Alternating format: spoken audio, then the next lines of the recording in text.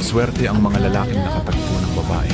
Simple lang, yung hindi maarte at hindi bumabase sa yaman o sa itsura.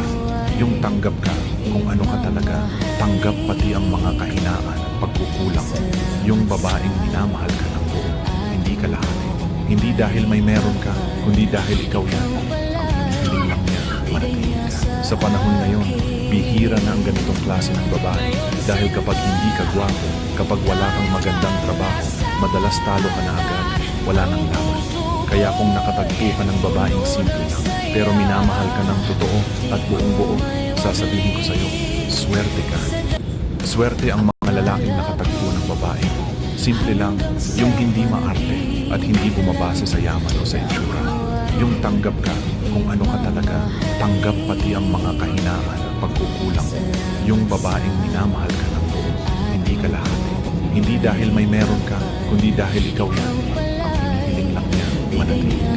Sa panahon ngayon, bihira na ang ganitong klase ng babae dahil kapag hindi ka gwapo, kapag wala kang magandang trabaho, madalas talo ka na agad, wala nang laban. Kaya kung nakatagpo ka ng babaeng simple lang, pero minamahal ka ng totoo at buong-buo, sasabihin ko sa'yo, swerte ka.